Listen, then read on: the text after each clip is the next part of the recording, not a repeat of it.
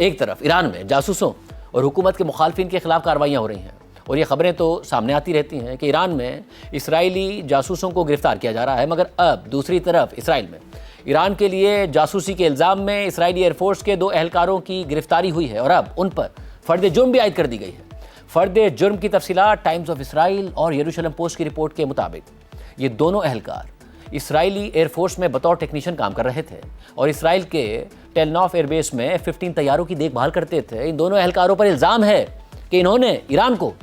F-15 طیارے کے engine کے ڈائیگرام کی دستاویزات اور ایسی تصاویر شیئر کی جن میں فلائٹ انسٹرکٹر کا چہرہ نظر آ رہا ہے۔ اس کے علاوہ بیس میں تعینات 8 دیگر اہلکاروں پر بھی شک کا اظہار کیا جا رہا ہے کہ انہیں ان دونوں گرفتار اہلکاروں کی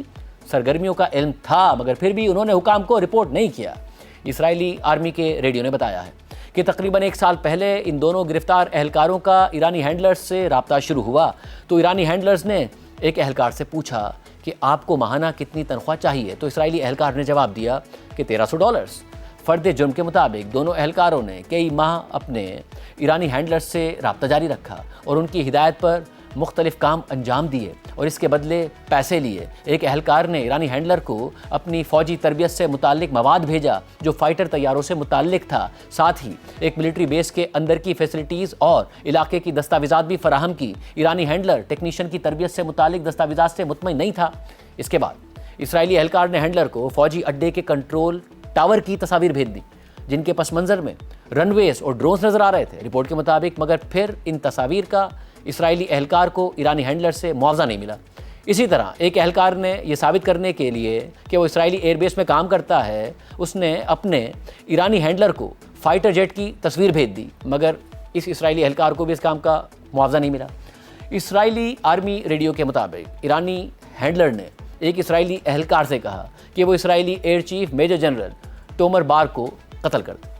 اس پر اسرائیلی اہلکار نے جواب دیا کہ وہ کوشش کرے گا۔ دونوں اہلکاروں کو مبینہ طور پر ایرانی ایجنٹس کی طرف سے یہ ذمہ داری دی گئی تھی کہ وہ ان گلیوں کی معلومات اکٹھی کریں اور تصاویر لیں جہاں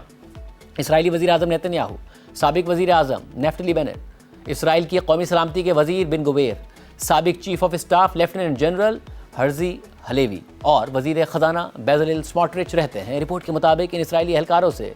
ایرانی ہینڈلرز نے یہ بھی کہا کہ وہ تل ابیب میں اس مخصوص علاقے کی تصاویر اور معلومات فراہم کریں جہاں اسرائیل کے سینئر پائلٹ سمیت آئرن ڈوم کی بیٹریز اور دیگر ایئر ڈیفنس سسٹمز پر کام کرنے والے اہلکار رہتے ہیں۔ یہ دونوں اسرائیلی اہلکار گزشتہ سال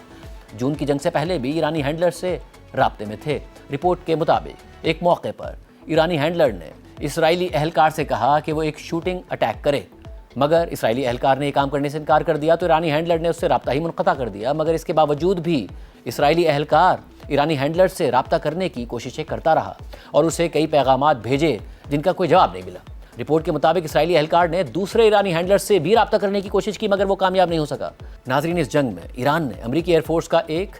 F-15 طیارہ مار گرایا تھا اور اس میں سوار دونوں امریکی اہلکار ایجیکٹ کر کے ایران میں اترے تھے، اور ان میں سے ایک اہلکار کو تو فوری طور پر امریکہ نے بچا لیا تھا، جبکہ اس طیارے میں سوار دوسرے امریکی افسر کو بچانے کے لیے امریکہ کو خطرناک ریسکیو آپریشن کرنا پڑا تھا۔ اور دلچسپ بات یہ ہے کہ گزشتہ روز جب یہ خبر سامنے آئی کہ اسرائیل نے اپنی ایئر فورس کے 2 اہلکاروں کو ایران کے لیے جاسوسی کرنے کے الزام میں چارج شیٹ کر دیا ہے، تو ایرانی نیوز ایجنسی تسنیم نے اسرائیل میں مبینہ ایرانی جاسوس کے خلاف مقدمے کی خبر کو پوسٹ کیا، F-15 طیارے کی معلومات فراہم کرنے کو ہائی لائٹ کیا اور ساتھ ہی اپنی 22 مارچ کی پوسٹ کو ری پوسٹ کر دیا کہ جس میں امریکی F-15 طیارہ گرانے کا اعلان کیا گیا تھا۔ دوسری طرف خود ایران میں اسرائیلی جاسوسی کے نیٹ ورکس اور ایجنٹس سالوں سے ایرانی حکومت کے لیے سنگین خطرہ بنے ہوئے ہیں۔ ایران جنگ سے پہلے اور اس کے بعد بھی بار بار سوال اٹھا کہ اسرائیلی انٹیلیجنس ایران کے اندر سرایت کر چکی ہے، اسی لیے آیت اللہ علی خامنائی سمیت دیگر اہم شخصیات کو نشانہ بنایا گیا، اور یہ صورتحال گزشتہ سال جون میں بھی نظر آئی جب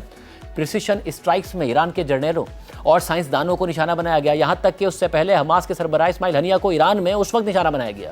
کہ جب وہ ایرانی صدر مسعود پزشکیان کی تقریب حلف برداری میں شرکت کے لیے ایران آئے تھے۔ اور ان تمام واقعات کے بعد مسلسل یہ خبریں سامنے آتی رہیں کہ ایران میں جاسوسوں کے خلاف تیزی سے کریک ڈاؤن کیا جا رہا ہے، اور اب پھر یہ خبریں سامنے آ رہی ہیں کہ ایران میں اسرائیلی جاسوسوں اور حکومت کے مخالفین کے خلاف کریک ڈاؤن میں تیزی آ گئی ہے۔ ایرانی حکومت جاسوسی اور امریکہ اور اسرائیل کو معلومات فراہم کرنے کے الزام میں گرفتاریاں کر رہی ہے اور سزائیں دے رہی ہے۔ اس کے علاوہ حکومت مخالف سرگرمیوں میں ملوث افراد کے خلاف بھی ایکشن لیا جا رہا ہے۔ خبر رساں ادارے رائٹرز کے مطابق ایران میں جمعرات کو ایک اور شخص کو پھانسی دے دی گئی۔ ایرانی عدلیہ کے خبر رساں ادارے میزان نے بتایا کہ سلطان علی فخر کو جلا وطن اپوزیشن گروپ مجاہدین خلق اور اسرائیلی انٹیلیجنس سروس سے رابطوں کے جرم میں پھانسی کی سزا دی گئی۔ میزان نے مزید بتایا کہ مجرم ایک طویل عرصے سے اپوزیشن گروپ کا حصہ تھا اور اس پر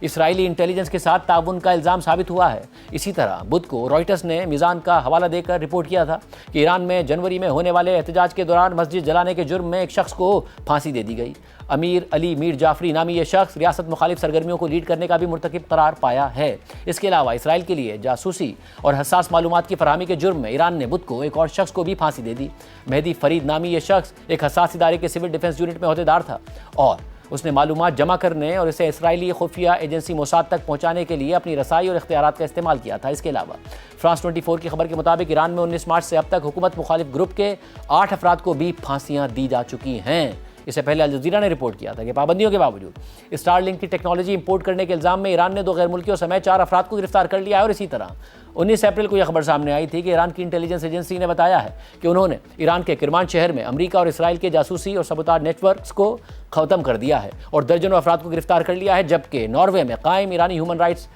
کی تنظیم کے مطابق 8 اپریل کو سیز فائر ہونے کے بعد سے ایران میں اب تک 767 افراد کو گرفتار کیا جا چکا ہے، جبکہ جنگ شروع ہونے کے بعد سے اب تک مجموعی طور پر 3646 افراد کی گرفتاریاں ہو چکی ہیں۔